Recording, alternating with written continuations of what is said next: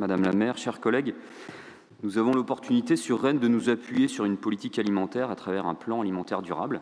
Ce PAD assure répondre aux attentes en favorisant l'intégration d'une alimentation durable, saine et équilibrée dans nos cantines scolaires depuis 2017. Grâce à l'investissement des agents de la direction des moyens et d'achat et de la direction de l'éducation et de l'enfance, ainsi qu'à l'investissement de Nadège Noisette, que je veux saluer, élue sur les questions alimentaires durant le précédent mandat, les objectifs fixés en 2017 ont été largement dépassés puisque les cantines proposent aujourd'hui plus de 28% de produits bio, plus de 40% de produits durables et 55% de gaspillage alimentaire en moins. Le PAD a pour ambition d'assurer une alimentation de qualité pour toutes et tous en favorisant l'intégration de produits locaux de qualité dans les repas servis dans les cantines scolaires.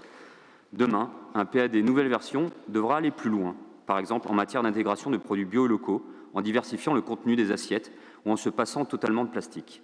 Mais également en répondant toujours plus aux enjeux d'insécurité alimentaire, c'est-à-dire l'impossibilité pour nos concitoyens de pouvoir accéder à une alimentation en quantité et en qualité suffisante.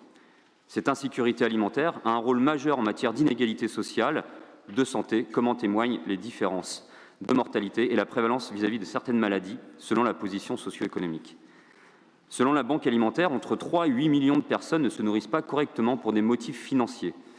Une conséquence directe du fait que 9,3 millions de nos concitoyens vivent sous le seuil de pauvreté.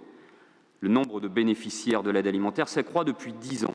Enfin, alors que pendant le confinement, les inégalités alimentaires ont ressurgi de manière criante, et avec la crise économique qui frappe déjà nos concitoyens, comment ne pas s'indigner de constater, chiffre de l'INSEE à l'appui, que les inégalités de niveau de vie ont augmenté nettement depuis 2018. Les personnes les plus aisées étant en effet celles qui ont bénéficié le plus des mesures socio-fiscales mises en place par la présidence d'Emmanuel Macron.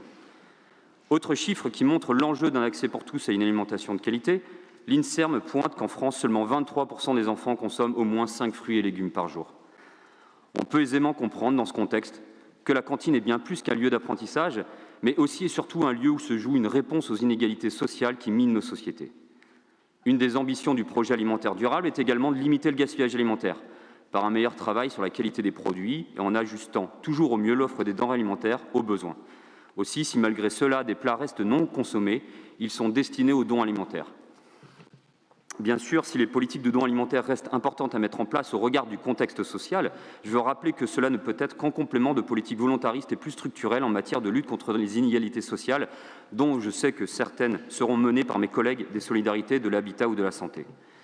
Depuis janvier 2019, une démarche de dons réguliers a été mise en place par les restaurants scolaires de la ville auprès de 4 associations, Saint-Benoît-Labre, l'épicerie gratuite de Rennes 2, l'association Bug et Cœur Résistant.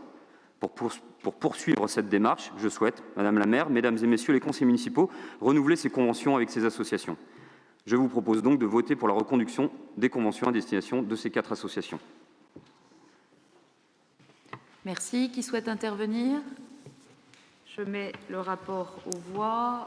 Madame la maire, pardon, monsieur Jean. non, il n'y a pas de problème. Je souhaitais juste ne pas participer au vote. Ne prends pas part au vote. Oui, pardon. Opposition.